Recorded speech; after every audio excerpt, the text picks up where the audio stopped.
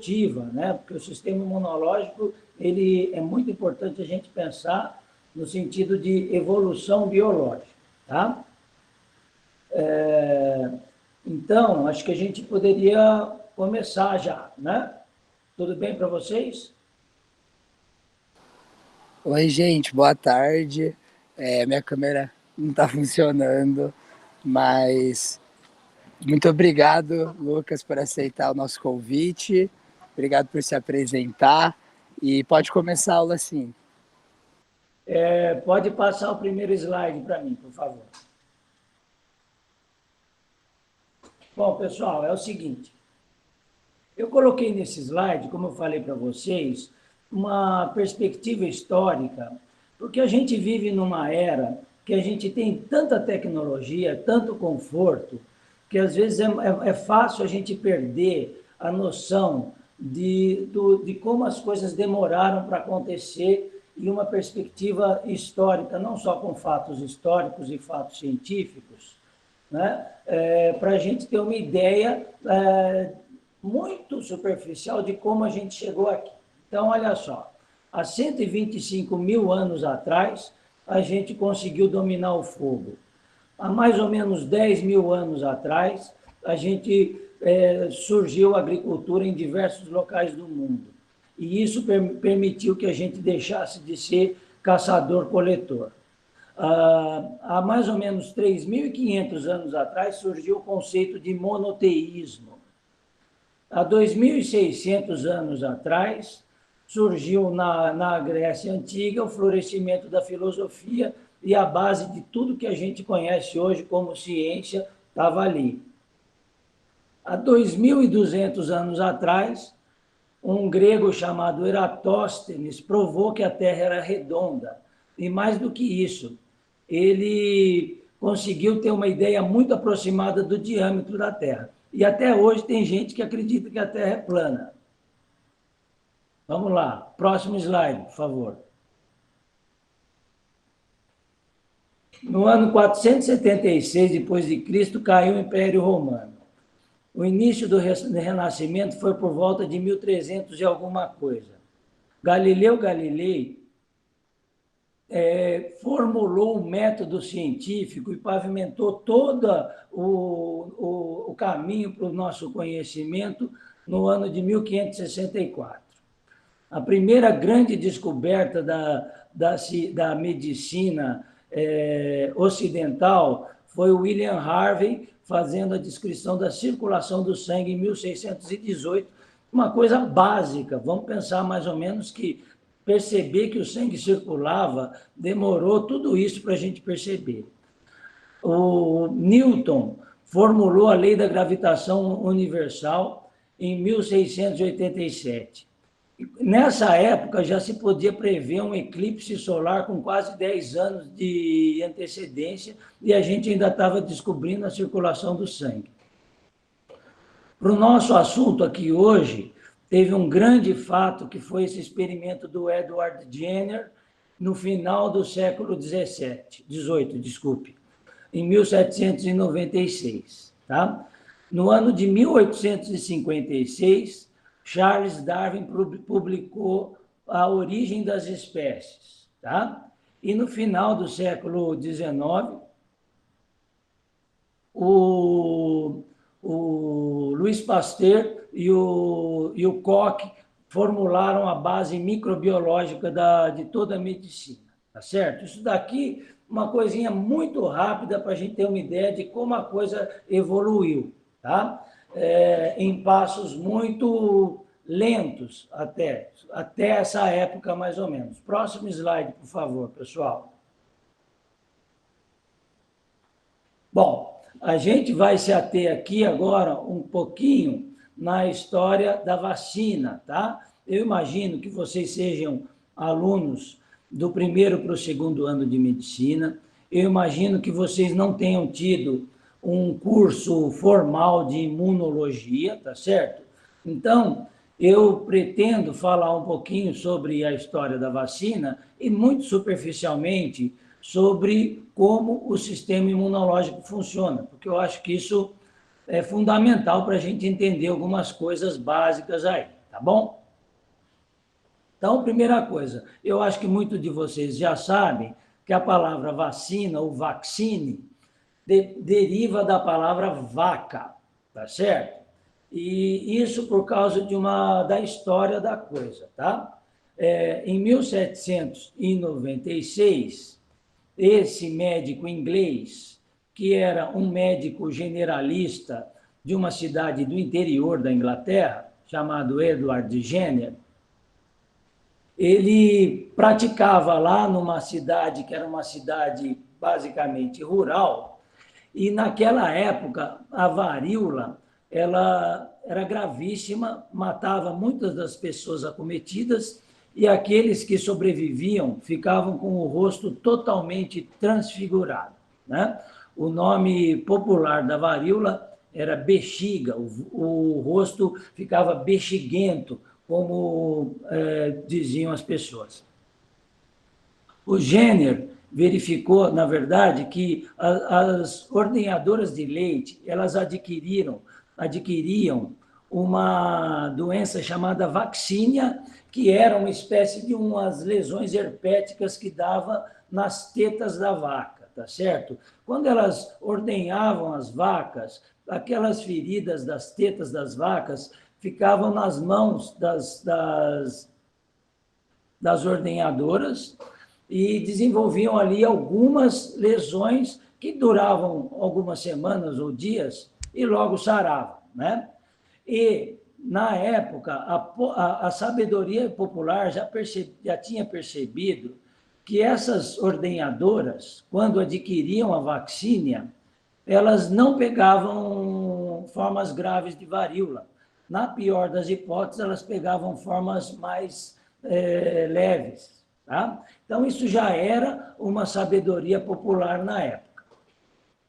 Aí o Jenner fez esse experimento aí, que é considerado por muitos aí o início da percepção do sistema imunológico e da vacinação.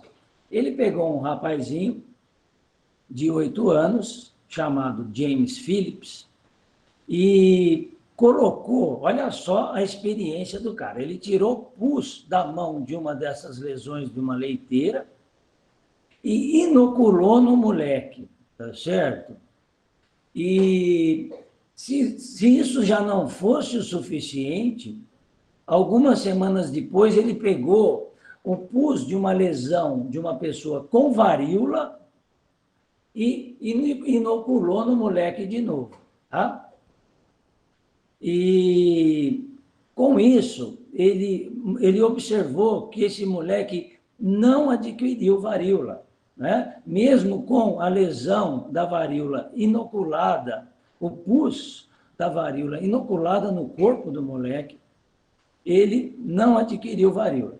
Então, o Jenner é considerado um herói da medicina, né? Um dos grandes da medicina, apesar dele ter sido um pouco ridicularizado na época que ele fez esse experimento, logo em seguida ele entrou para a Real Academia Inglesa, essa coisa toda.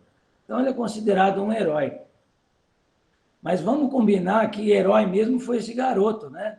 Por ter sido inoculado por 2 vezes com pus de lesões de outras pessoas e, com isso, ele permitiu que realmente uma era totalmente nova na medicina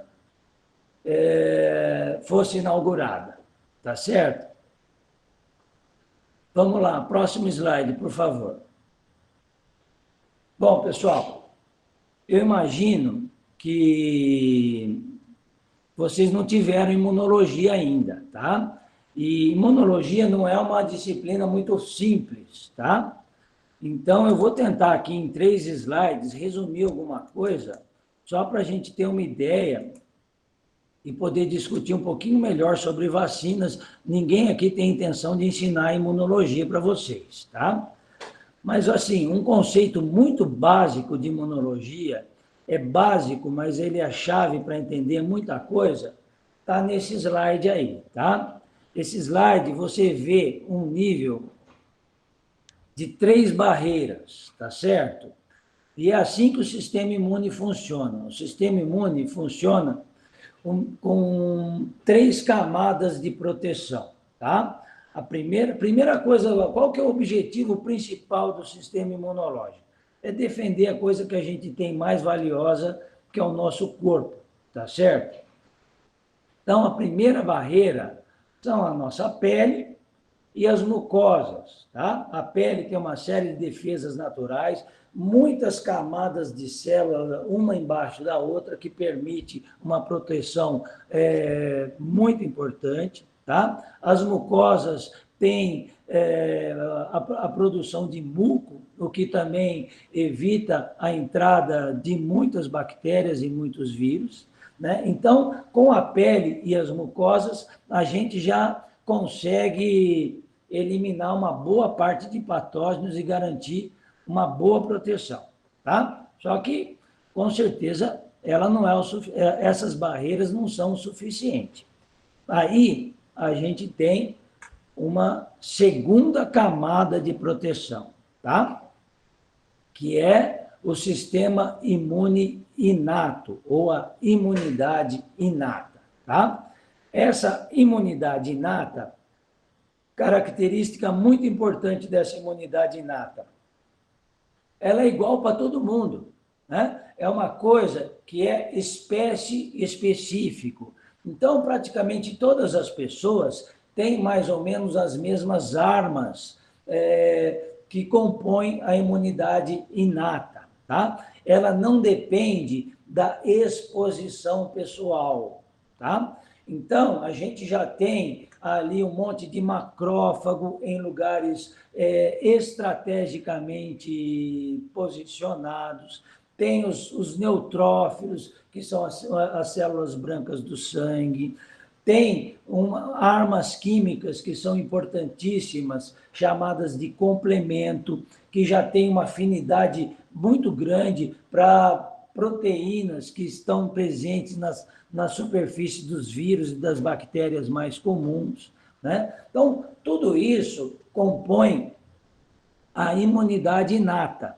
A imunidade inata é mais ou menos igual para mim e para todos que estamos assistindo essa aula aqui, tá? Porque ela é espécie específica, ela evoluiu ao longo de milhões de anos. Então, a gente já tem uma coisa meio que, entre aspas, prêt-à-porter, assim, para lidar com algumas invasões. E muitas infecções a gente consegue lidar só com essa imunidade. E a gente nem percebe que o nosso corpo teve algum tipo de invasão, tá certo?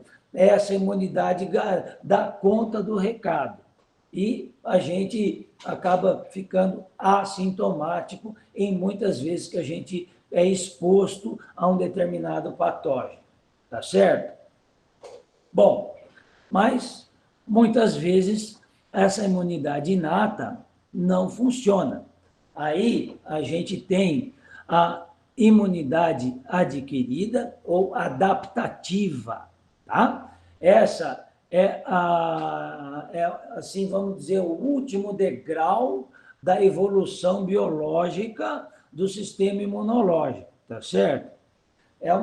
São ferramentas biológicas muito bem construídas, né?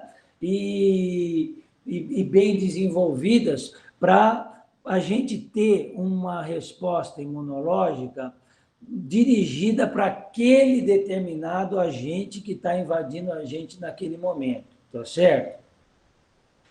É aí que entram os anticorpos, a imunidade celular, dos linfócitos T, né? Tudo faz parte do sistema imune adaptativo, da resposta imunológica adaptativa.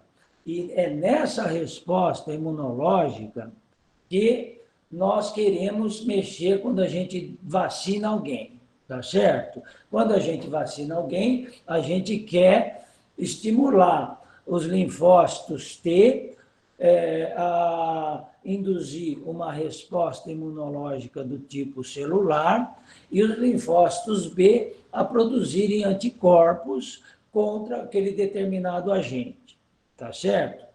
E é aí que a vacinação funciona, né? Então, a resposta imunológica adaptativa, ela é muito pessoal de cada indivíduo, né? Cada pessoa vai ter anticorpos àqueles agentes aos quais ela foi exposta, né? Então, a resposta adaptativa de uma criança que vive na África é muito diferente da resposta adaptativa de uma criança que vive no Canadá, por exemplo, né? Os tipos de agente que eles foram expostos são muito diferentes e que tiveram e que colocaram a resposta adaptativa em funcionamento, né? Agora, a resposta imune inata da criança africana e da criança canadense é a mesma, tá certo? Esse é um conceito super importante, pessoal, que vocês precisam ter em mente, inclusive futuramente para o curso de imunologia de vocês, que eu imagino que vocês ainda não começaram, tá bom? Por favor, pode colocar o próximo slide aí para a gente. Bom, esse slide aí, pessoal, vocês veem que ele é bem complicado, tá certo? E é exatamente isso. O sistema imunológico, ele é uma rede intrincada de relações entre diversas células, tá certo?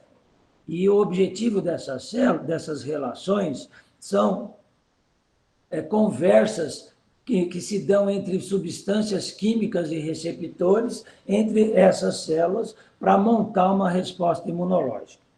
O que tem que ficar na cabeça de vocês em relação a esse slide? Tá? O que está em azul mais escuro faz parte da resposta imunológica adaptativa, tá? Que é aquela resposta imunológica que requer algum tempo para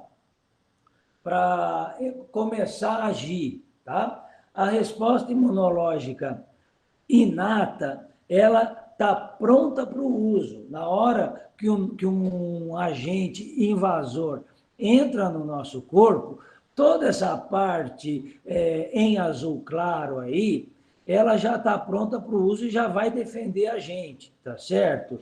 A parte em azul um pouco mais escuro, que são a fabricação de anticorpos e ativação da imunidade celular T, ela requer um tempo, tá? Por isso que quando a gente tem uma doença, a gente só vai detectar anticorpos no nosso sangue 10 a 14 dias depois, tá certo? Não adianta que nós não vamos conseguir anticorpos em número suficiente para detectar no sangue antes disso, tá? Então, esse é um conceito muito importante também. A resposta adaptativa é muito eficaz, mas ela requer 10 a 14 dias para começar a funcionar. A resposta imune inata, ela é bastante eficaz, protege muito a gente e ela está pronta para o uso, tá? E quando ela não dá conta do recado, a resposta adaptativa é acionada. Tá bom, pessoal? Vamos para o próximo, por favor. Bom, esse aí é o último slide de sistema imunológico. É só para dar uma ideia para vocês da parte dita humoral do sistema imunológico, que são a fabricação de anticorpos, tá? A fabricação de anticorpos, ela se dá através dos linfócitos do tipo B, tá? Então, tem as células do tipo B consideradas virgem, que não foram expostas a nenhum tipo de anticorpo, ou não foram ainda estimuladas, elas recebem a apresentação de antígeno por uma série de mecanismos que vocês vão aprender com mais detalhe mais para frente, tá certo? E elas se tornam células B ativadas, tá? Essas células B ativadas, elas se dividem em 3 grupos, grandes grupos, tá? Os linfócitos B, que vão se tornar fábricas de anticorpos, tá? Que são células que vivem muito pouco, elas vivem em torno de 5 dias, mas também pudera. Quando elas estão ativadas e já sabem produzir anticorpos com um determinado invasor, elas são capazes de produzir 2.000 moléculas de anticorpos por minuto, tá certo? Depois desse esforço monumental, 5 dias depois elas morrem, tá? Porque não dá para aguentar também esse tranco muito tempo, tá bom, pessoal? Parte dessas células vão servir de células que vão produzir anticorpos num ritmo muito menor, que são essas células B de vida mais longa. Tá? São essas células que interagem com as células de memória que ficam ali na medula óssea, tá certo? E por isso que quando a gente entra em contato com um determinado agente infeccioso, a gente tem anticorpos por muito tempo. Quando a gente é estimulado por uma vacina que induz uma resposta imunológica forte, a gente tem anticorpos relacionados a essa vacina décadas depois que a gente foi estimulado. E os anticorpos ficam lá sendo produzidos, tá certo? Numa escala menor, se eventualmente a gente entra em contato novamente com aquele agente, uma série de informações celulares fazem essas células B de vida curta voltarem à atividade e voltarem a produzir anticorpos numa quantidade maior para combater aquele agente. Tá certo, pessoal? Isso aqui é um slide muito simplificado de um mecanismo que até hoje não está muito bem desvendado pela medicina. Tá bom? Vamos para o próximo, por favor, pessoal. Bom, depois desse brevíssimo resumo de como funciona o sistema imunológico, eu espero que vocês tenham tido uma vaga noção daquilo que a gente falou. Eu coloquei aqui alguns exemplos de como era a vida antes e depois de algumas vacinas, tá certo? Aqui tem o ano em que essa vacinação por essas doenças começou e os norte-americanos sempre foram muito pródigos em estatísticas. Então, desde há muito tempo, eles têm detalhes muito bons da quantidade de casos, de doenças e tudo mais. Então, olha só, difteria. A vacinação começou em 1922. Por ano, existiam quase 180 mil casos de difteria antes da vacinação. Em 1998, teve um caso de difteria nos Estados Unidos. Tá? Sarampo, 500 mil casos por ano até 1962. Em 1988, 89 casos de sarampo. Para vocês terem uma ideia, pessoal, eu pratico medicina há mais de 30 anos, tá certo? Eu vim ver caso de sarampo agora nesse surto que teve. Eu nunca tinha visto um caso de sarampo na minha vida, tá? E não sou pediatra, tudo bem, os pediatras é que acabam vendo mais, mas mesmo muitos pediatras da minha geração e de gerações um pouco anteriores não tinham visto sarampo. Vieram ver sarampo agora há um ano e meio atrás, quando teve aquele surto de sarampo. Para a gente ter uma ideia de como uma doença super comum foi praticamente erradicada com a vacinação. O mesmo se deu com a cachumba. Olha só, antes de 68, 152 mil casos por ano, 600 casos em 1998. Coqueluche, 147 mil casos por ano antes de 1925, 6 mil casos em 1998. E quando acontece isso, pessoal, geralmente é por falha de cobertura vacinal, tá bom? Rubéola, 47 mil casos antes de 1968 e 345 casos em 1998. Tá? Varíola é a única doença que foi erradicada do mundo através da vacinação. Tá?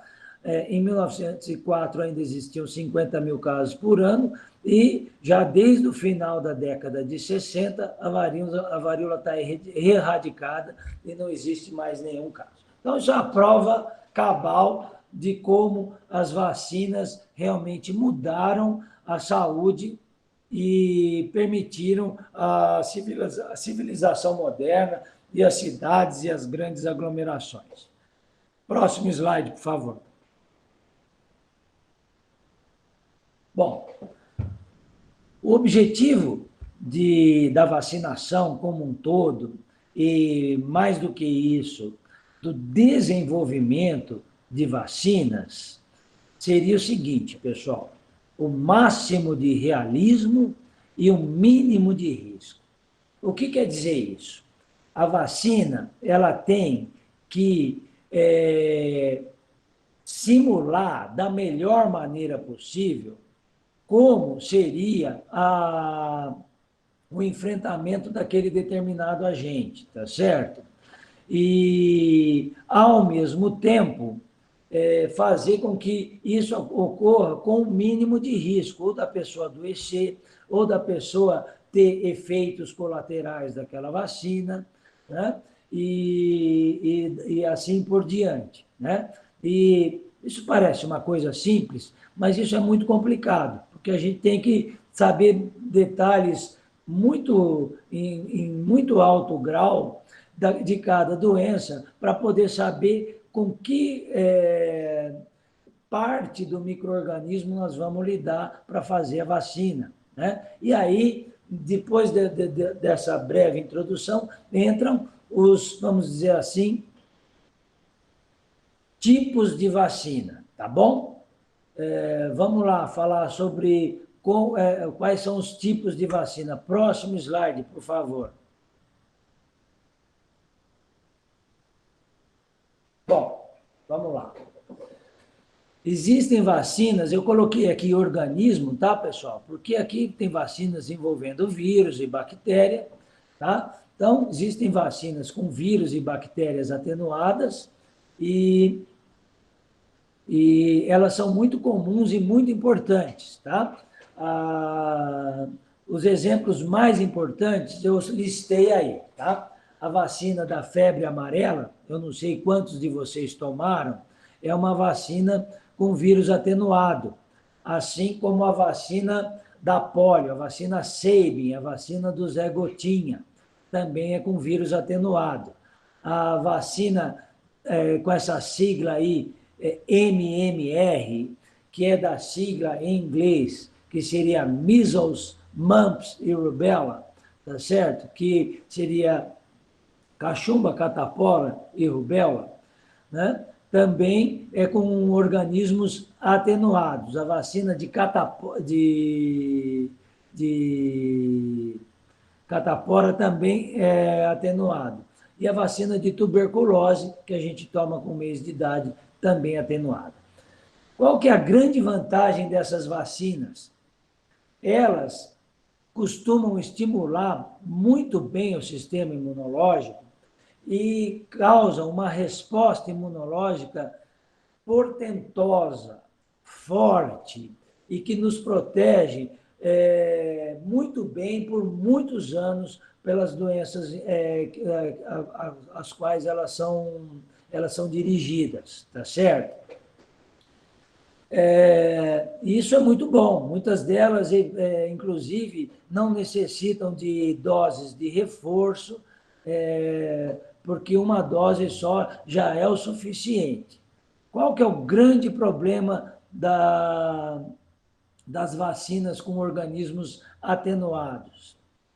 É que, às vezes, o processo de atenuação ele pode não ser muito uniforme, ou pessoas com o sistema imunológico mais fragilizado podem, inclusive, adoecer daquele organismo mesmo atenuado. Tá? Então, as vacinas de organismo atenuado, elas têm, em geral, mais contraindicação para ser aplicada em larga escala. Tá? Por exemplo, pessoas muito idosas não podem tomar vacinas de organismo atenuado, porque elas podem adoecer mesmo com aquele organismo atenuado, tá bom? Eu não sei se vocês lembram, há 2 ou 3 anos atrás, nós tivemos um surto de febre amarela e teve uma campanha muito grande em nível nacional de vacinação. A vacinação da vacina da febre amarela é por vírus atenuado e tinha lá uma série de contraindicações. Indivíduos acima de 65 anos não podiam tomar vacina, a menos que tivessem expostos em regiões de mata e tudo mais, né, por conta disso. Né? São vacinas que têm um risco maior de ter efeitos colaterais graves. Tá? Aí tem as vacinas de organismo inativado ou morto. Tá? A gente fala inativado para vírus, porque tecnicamente, pessoal, vírus não é vivo, né? Porque o vírus não tem metabolismo. Só para lembrar isso, que às vezes a gente esquece. O vírus é um código genético encapado com um envelope lipídico, né? Tem um cientista norte-americano que diz que o vírus é um par de más notícias encapado com uma capa de gordura. É mais ou menos isso, tá? Mas também existem vacinas por bactérias inativadas, tá? E um exemplo típico da vacina por vírus inativado é a vacina da gripe, que inclusive tem uma alta indicação para dar para pacientes idosos e fragilizados, justamente para eles não adoecerem de gripe. Tá? A vacina antiga para pólio, a vacina Salk, eu não sei se vocês já ouviram falar esse nome, também é por vírus morto, tá? É muito eficaz também, tá? E a vacina da raiva, coqueluche, e aqui eu grifei em vermelho a Coronavac, porque ela é assunto de nosso interesse, nós vamos falar um pouquinho mais dela mais para frente, é tudo vacina por vírus morto, tá? Qual que é a vantagem desse tipo de vacina? Bom, o risco de efeitos colaterais ou da pessoa adoecer por conta da vacina é muito baixo com esse tipo de vacina, tá certo? O vírus já está morto. Ele, a menos que haja um problema no processo de manufatura da vacina, ele não tem capacidade de desenvolver doença, mesmo em pessoas mais fragilizadas, tá? E isso é uma grande vantagem, tá? Existem também as vacinas por toxinas inativadas ou toxoides, que seria a vacina da difteria e do tétano. Eu coloquei aqui mais para vocês saberem os subtipos de vacina, tá? As vacinas de subunidades, que pegam fragmentos de determinados patógenos e conseguem montar uma resposta imune muito boa. Por exemplo, a vacina da hepatite B, a vacina para pneumonia por pneumococo, a vacina para HPV, que eu imagino que boa parte de vocês receberam, e a vacina para meningite. Próximo slide, por favor, pessoal.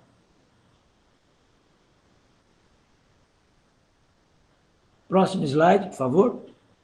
Bom, aqui mais 3 tipos de vacinas. Vacinas conjugadas, por exemplo, as vacinas para hemófilo B e um outro tipo de vacina para pneumococo. E o mais importante desse slide aqui são as vacinas de RNA mensageiro ou DNA, no caso, RNA mensageiro, que são as vacinas da Covid-19, né? Especialmente a vacina da Pfizer-BioNTech e da Moderna. Tá? Essas vacinas são as vacinas que estão vacinando os europeus, canadenses, australianos e norte-americanos.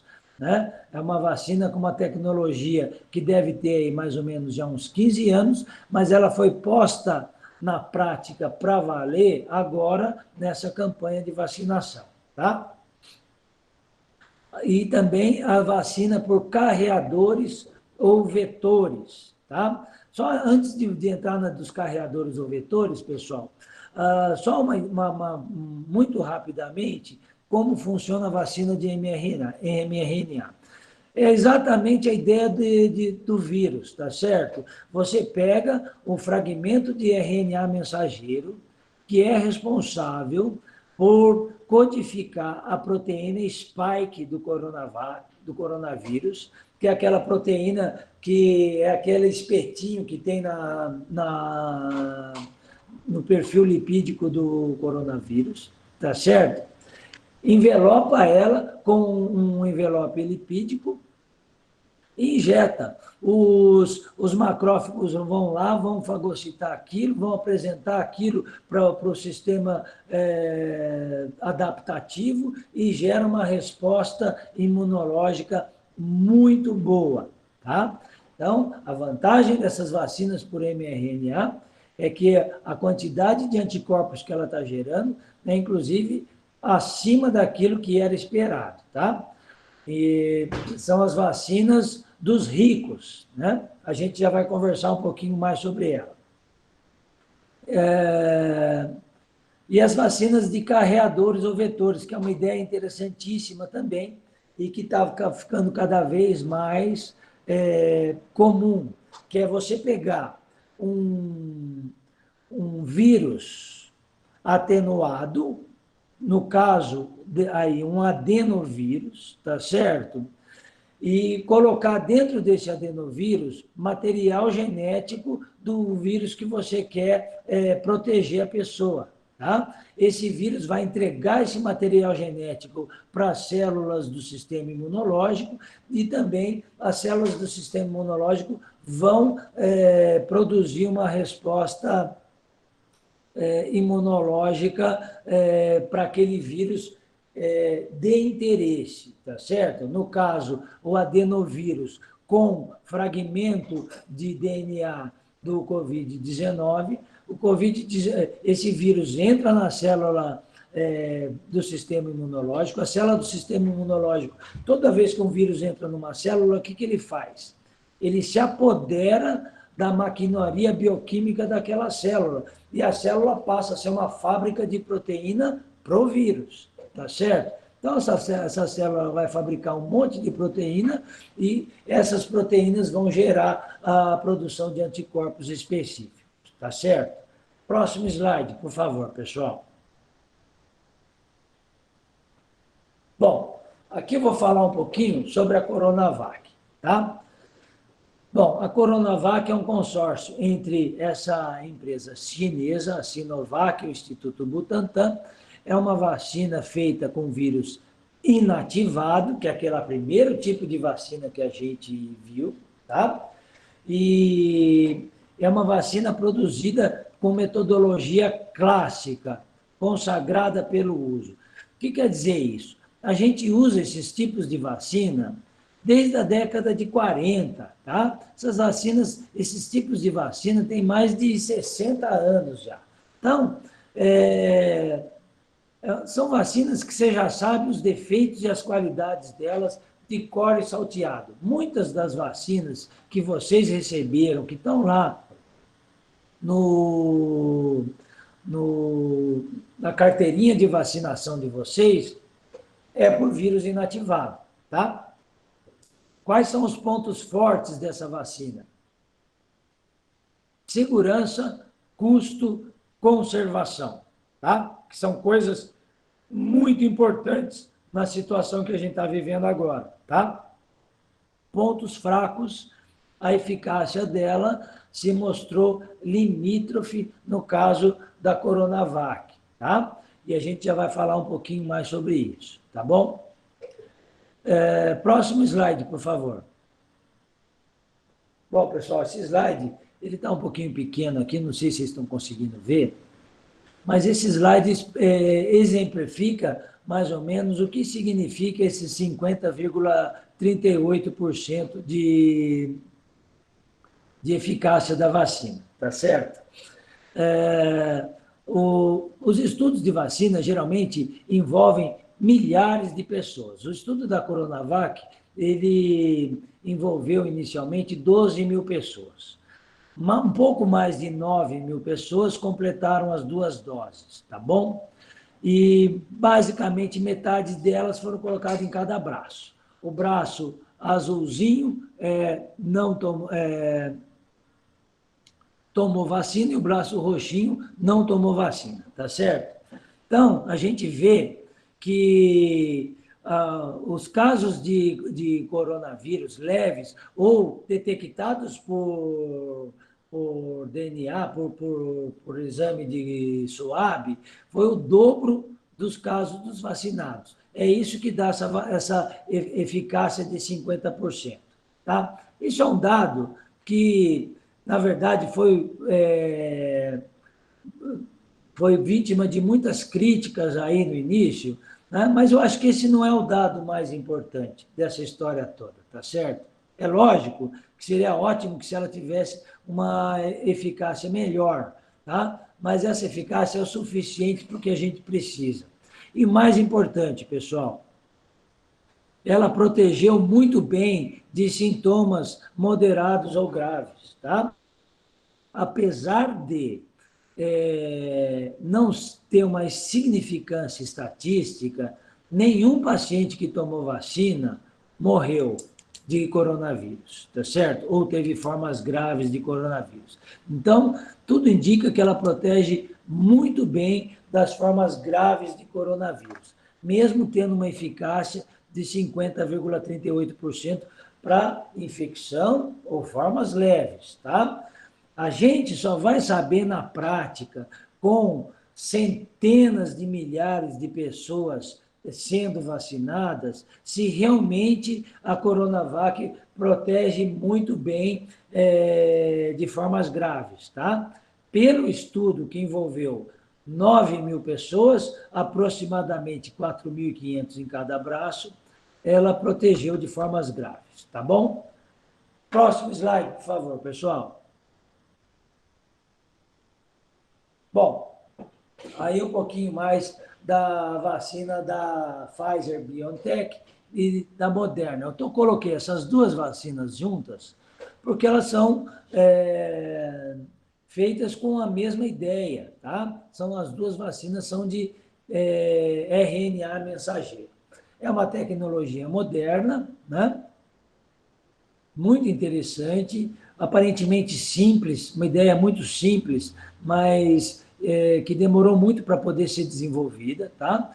Então, esses fragmentos de RNA mensageiro que codificam essas proteínas spike são envolvidos por essa capa de lipídio e pronto, está feita a vacina, tá? Na prática, ela está se mostrando altamente eficaz e imunogênica, tá? Os trials clínicos, né, os estudos, mostraram um excelente padrão de segurança. Então, até aí, só vantagem, tá? Só que é uma vacina que é cara quando se considera padrão mundial, tá? E ela tem essa coisa aqui que é complicadíssimo para países como o nosso Brasil e outros países, que são a maioria das pessoas, tá? Elas precisam de freezer a menos 70 graus para poder ser conservadas. E isso é um senhor obstáculo para que essa vacina seja aplicada em larga escala nos países em desenvolvimento e nos países subdesenvolvidos. Tá? Próximo slide, por favor. Então, esses dados aí são os dados preliminares dos casos de choque anafilático ou reações adversas graves em relação tanto à da Moderna quanto à da Pfizer-BioNTech, tá? Estou colocando aqui, pessoal, olha só, 7 a cada 1.000.000 de doses de casos de anafilaxia. Você pode arredondar um pouquinho para cima isso e colocar 10 a cada 1.000.000 de doses, ou seja, 1 a cada 100 mil doses, a anafilaxia, tá? Isso é um perfil de tolerabilidade excelente, tá certo? Dentro de uma farmácia, praticamente não existe nenhum remédio que tenha um perfil de tolerabilidade desse jeito. Para vocês terem uma ideia, a penicilina causa uma anafilaxia a cada 5 mil doses, tá certo? Então, olha só a diferença que está, né? Agora, a gente vai ver um monte de caso aparecer no jornal. Ah, fulano morreu porque tomou a vacina no Canadá, fulano morreu porque tomou a vacina nos Estados Unidos, ou foi internado com uma doença grave e tudo mais. Quando você vacina 5, 10, 20, 100 milhões de pessoas, com certeza vão surgir casos na mídia que vão aumentar esse medo das pessoas não se vacinarem. Isso é uma pena, tá certo? Porque a gente tem que, vocês, como formadores de opinião que são e que vão se tornar cada vez mais, tem que colocar as coisas nesse tipo de perspectiva para as pessoas entenderem o quanto as vacinas são seguras, tá certo? A eficácia dessas vacinas da Pfizer, da BioNTech, é superior a 90%. Quase nenhuma vacina anterior tem uma eficácia dessa, tá, pessoal? Chega a 95% de eficácia. É realmente uma eficácia fenomenal, tá? Provavelmente, elas são eficazes contra as mutações recentes da Inglaterra e da África do Sul. Por coincidência, hoje saiu um artigo mostrando que elas perdem, vamos dizer aí, elas vão, desses 90% de eficácia, vira aí 35%, 40% de eficácia contra as cepas da África do Sul, tá certo? Ou seja, é uma perda grande até, e esse é um problema que a gente pode conversar depois, o surgimento dessas novas cepas em relação à questão das vacinas, tá? Bom, a gente tem um outro conceito muito importante que a gente precisa lidar, vocês vão estar lidando com isso ao longo de todo o curso de medicina de vocês, que é a eficácia e a efetividade, tá? Eficácia é aquilo que é visto nos estudos clínicos. Efetividade é aquilo que é visto na prática, na comunidade. Então, a efetividade de tudo isso que a gente está falando agora pode mudar um pouquinho na medida em que as coisas vão ser colocadas em prática. Tá bom? Próximo slide, por favor. Bom, pessoal, esse slide aqui é quase uma gozação, mas ele é para dar uma ideia de como realmente foi impressionante a eficácia da vacina, tá? Basicamente, o gráfico do estudo é parecido com esse, tá? O pessoal que fez o grupo vacina praticamente não teve nada, e o pessoal do grupo placebo, ao longo do tempo, aumentando os casos de vacina. Tá? Os dados foram tão gritantes que ele até colocou aqui, sempre tente conseguir dados bons o suficiente para que você nem precise de estatística para provar o que você está querendo provar. Tá? O próprio gráfico diz. Próximo, por favor. Bom, agora nós vamos falar de uma outra concepção de vacina, que é a concepção de vacina muito interessante também, que é a da Oxford AstraZeneca, a da Janssen, que está aí para sair, e a vacina russa, a Sputnik, tá? Todas essas têm a mesma concepção de vacina, que é aquilo que eu falei para vocês, vacina por carreadores ou vetores, tá? Que significa isso? Você pegar uma espécie de um cavalo de Troia, um vírus atenuado, tá certo? Colocar dentro dele um código genético que vai depois ser transformado em proteína dentro de uma célula do sistema imunológico. Essa célula imunológica vai mostrar essa proteína na sua superfície e vai ativar todo o sistema imunológico, tá certo? Essa é uma metodologia relativamente nova e ela vai acabar funcionando como uma espécie de uma plataforma para você fazer vacina para um monte de coisa, tá? É uma ideia, como se fosse uma carroceria, assim, de um carro que você muda o motor e consegue fazer várias vacinas para vários agentes com mais ou menos a mesma ideia, tá? Isso provavelmente vai revolucionar o jeito com que se faz vacina, tá? Essa metodologia vai ser colocada à prova para valer agora também, que milhões de pessoas vão ser vacinadas, tá?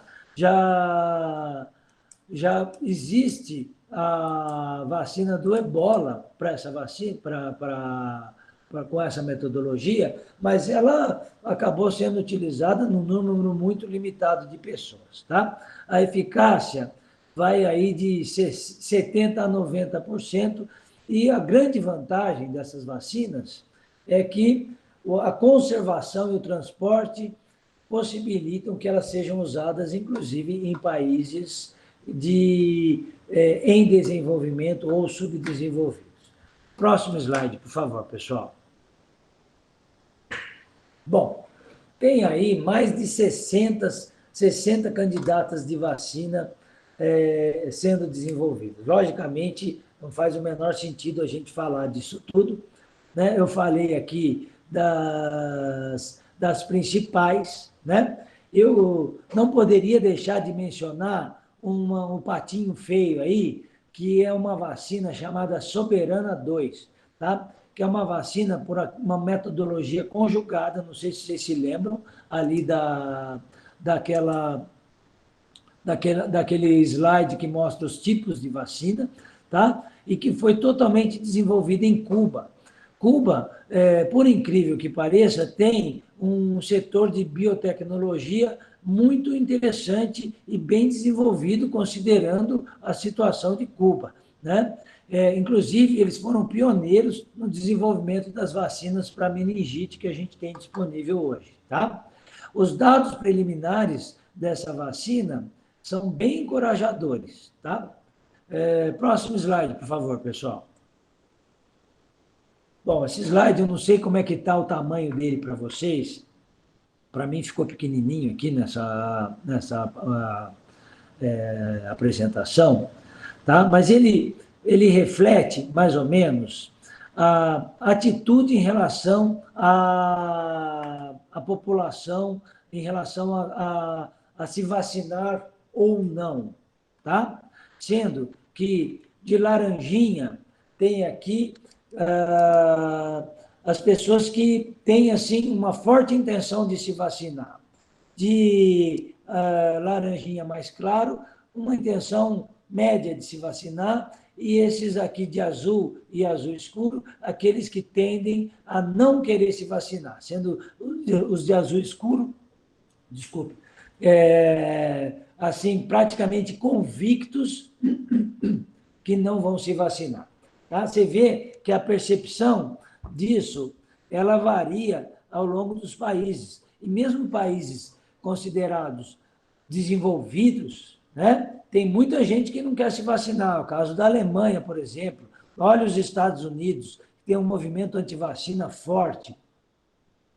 A própria França, me surpreendeu esse dado aqui na França, praticamente metade das pessoas tem sérias restrições em relação à vacina. O mesmo acontece com a África do Sul e com a Rússia, que mais da metade da pessoa não pretende se vacinar. Nesse sentido, talvez, por uma série de campanhas feitas aí ao longo de décadas, o Brasil está relativamente bem na fita. A maior parte das pessoas no Brasil pretendem se vacinar. E isso é muito bom, tá certo? E eu conto aí com vocês, aí como alunos de medicina, para sempre estimularem os seus ambientes aí, familiares e tudo mais, para tomar vacina. para insistir na segurança das vacinas, especialmente das duas vacinas que estão circulando aqui no Brasil, que é a Coronavac e a da Oxford AstraZeneca, que tem um perfil de segurança muito bom, né? Agora, isso daqui, pessoal, vai ser um problema muito grande para os gestores de saúde em nível mundial, porque para a gente conseguir uma imunidade de rebanho, o ideal é que pelo menos 75% das pessoas se vacinassem, 75%, 80%. Né? E isso já é um desafio logístico monstruoso se todo mundo quisesse se vacinar, tá certo? Se ninguém tivesse nenhum tipo de restrição à vacina. Com essas restrições, esse desafio fica ainda mais complicado, né? Vamos lá, pessoal, próximo. Bom, eu coloquei esse slide aí, mais para colocar para vocês que o Brasil tem uma longa tradição de produzir vacinas de excelência, tá? Nós exportamos vacina para o mundo. O Instituto Butantan, o Biomanguinhos, a Fiocruz, no Rio de Janeiro, tem padrões internacionais de produção de vacina e a gente pode tomar com tranquilidade a vacina produzida por eles. Já tomamos, inclusive, a maior parte das vacinas que a gente já usou é tudo vacina do Butantan, da Fiocruz, tá certo? Todas essas vacinas são produzidas há muito tempo no Brasil e com padrão de excelência internacional. O Brasil foi o grande fornecedor das vacinas para a febre amarela, para coibir o surto de febre amarela que aconteceu na África, a questão de uns 10 ou 15 anos atrás, dramático, porque as coisas que acontecem na África, a gente nunca sabe, né? A gente não fica sabendo, e também 10, 15 anos atrás, vocês nem estavam prestando atenção nisso. Mas o Brasil foi quem forneceu vacina para coibir esse surto. Né? Então, a gente tem uma tradição muito boa e é um motivo para a gente se orgulhar das nossas fábricas de vacina. Tá bom? Último, por favor, pessoal. Bom, essa frase é a frase da Organização Mundial de Saúde, que eu acho que é perfeita, tá certo? E que ninguém estará seguro enquanto todo mundo não estiver seguro.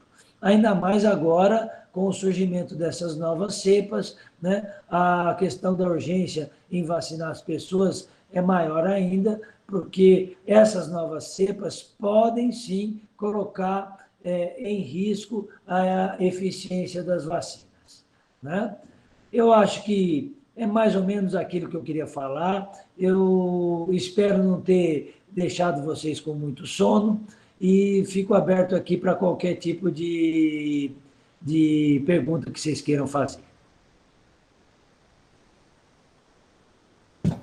Muito bem. Muito obrigada pela palestra. Foi muito esclarecedora. Eu amei demais. Valeu, obrigado. Eu não estou ouvindo muito bem o que você está falando, tá? Eu acho que está dando eco pelo seu microfone. Ah, tá. Deve ser isso, então.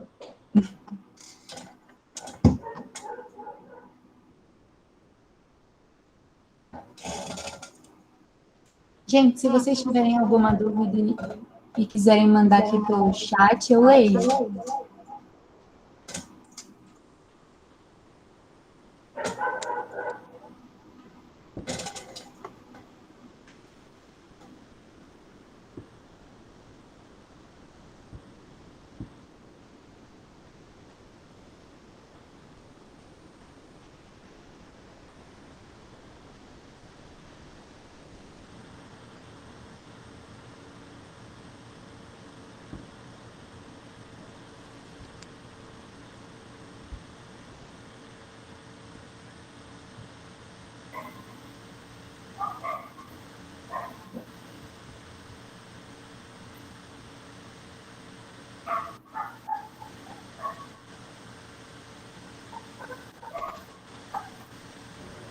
tenho uma dúvida. Posso perguntar? Deu para me ouvir? Tá dando para ouvir muito bem, Bel. Tá dando para ouvir? Tá me ouvindo, doutor?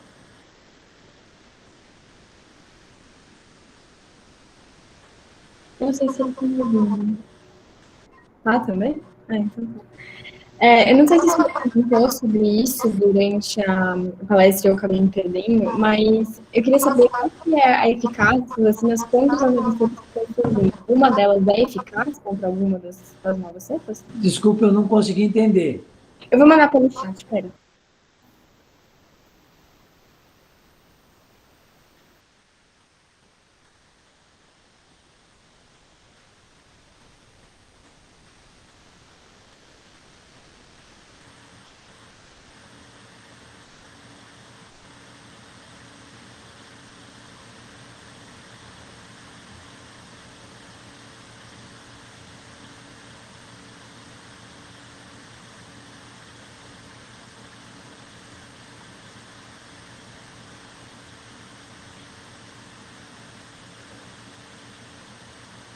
Pessoal, eu sou meio tosco nesses meios de internet, então, vocês me ajudem, por favor. Eu gostaria muito de responder algumas perguntas, mas quando vocês me perguntaram, veio com um eco, e por escrito eu não estou sabendo ver onde é que eu vejo as por escrito aqui. Pede para o Paris me ajudar, pelo amor de Deus.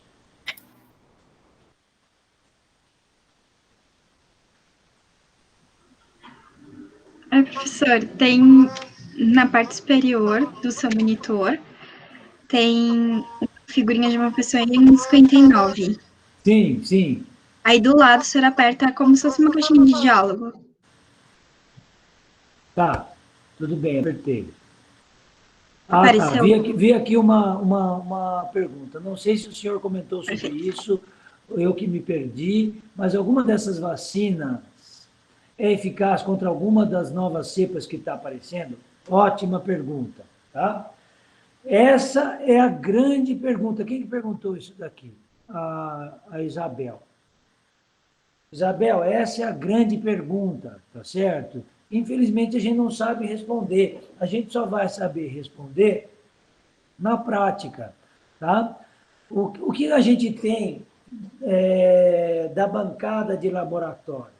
A gente tem que, quando você coloca anticorpos gerados pela vacina, pega, por exemplo, uma pessoa que se vacinou com a vacina da Pfizer, extrai dela alguns anticorpos, coloca numa cultura de célula com essas novas cepas de vírus, a capacidade de inativar os vírus é menor. Ela não é zero, mas ela é menor. Tá? Então, isso quer dizer uma coisa para a gente. Se essas cepas continuarem surgindo em diversos lugares do mundo, na velocidade em que elas estão surgindo, a eficiência das vacinas pode sim diminuindo, até que a vacina comece a ser uma coisa inútil, tá certo? É dramático pensar isso, mas isso pode acontecer. E como a gente poderia tentar evitar que isso aconteça? Agilidade, rapidez nas campanhas de vacinação. Cada pessoa que é infectada pelo vírus do coronavírus, ela produz milhões, bilhões de cópias de vírus. Nesse processo de produzir bilhões de cópias de vírus, é uma excelente oportunidade para o vírus adquirir uma mutação. Então, o que a gente tem que fazer? A gente tem que realmente tentar diminuir a propagação da doença através do distanciamento social, aquela coisa toda que todo mundo já sabe, que infelizmente está nos obrigando a fazer isso que a gente está fazendo agora, está fazendo uma aula online, tá certo? Então, a gente tem que insistir nessas medidas e ter celeridade, rapidez nas campanhas de vacinação, que infelizmente é uma coisa que a gente não está vendo aqui no Brasil. A gente está muito lento, né? E tudo bem que a gente é um país continental, extremamente desigual e com muitos desafios, e realmente a gente não vai conseguir vacinar todo mundo, como o ministro Pesadelo está falando aí, que quer vacinar todo mundo até julho, agosto. É mais fácil chover para cima do que ele conseguir fazer isso, tá certo? Ele não vai conseguir, né? Se a gente conseguir até o fim do ano, está ótimo. Então, a gente precisa prestar muita atenção, por exemplo, Isabel, no que vai acontecer em Israel. Israel eu acho que mais um mês vacina todo mundo. É um país que tem 11 milhões de pessoas, e Israel vai ser um espelho para o mundo, para a gente ver o que vai acontecer. E outros países menores, por exemplo, a Nova Zelândia, né? A gente tem que estar muito atento para ver o que vai acontecer com eles lá. Tem mais alguma pergunta, pessoal? Deixa eu ver aqui. Essa aqui é muito boa também, ó. Da Isabel também. Se a gente vai ter que tomar essa vacina todo ano, exatamente como acontece com a gripe. Eu acho que sim, Isabel.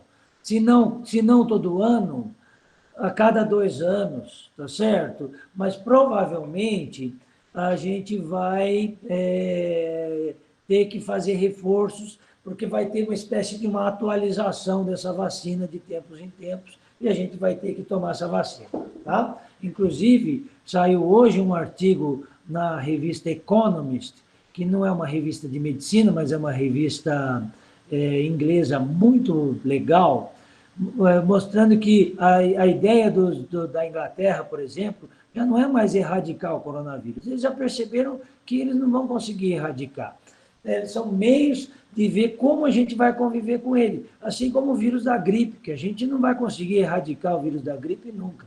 Então, a gente vai ter que realmente achar meios, e a vacina é o principal meio de conviver com o vírus, e as pessoas vão adquirir a doença para o coronavírus, mas se a medicina conseguir fazer com que a doença pelo Covid-19 vire uma coisa semelhante a uma gripe leve, um resfriado comum, perfeito, está resolvido o problema, tá certo?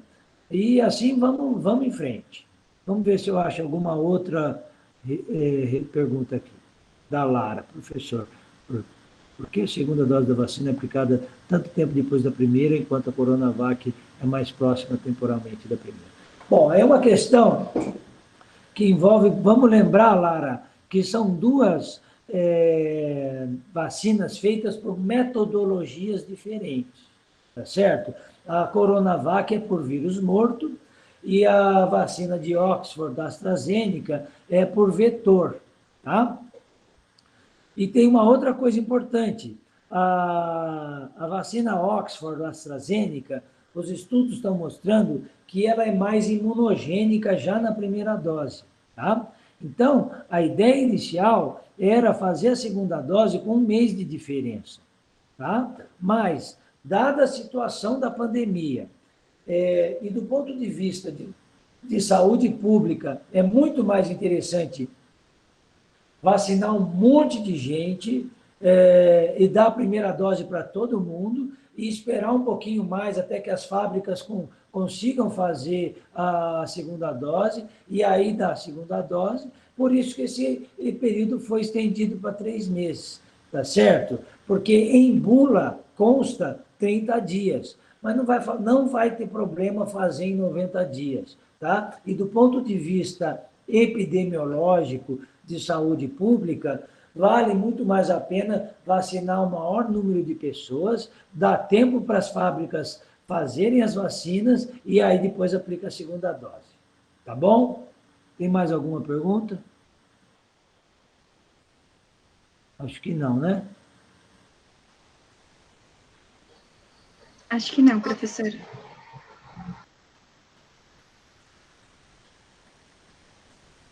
Então é isso, pessoal. É isso aí, foi um prazer falar com vocês. Obrigado pela oportunidade e qualquer coisa estamos juntos aí, tá bom? Muito obrigada pela sua participação, professor. Por nada. Foi muito importante, muito enriquecedor para a gente. Valeu. Tchau, tchau. Vou desligar aqui, Tchau, tá? tchau. E muito obrigada por todos que puderam comparecer, foi muito importante também.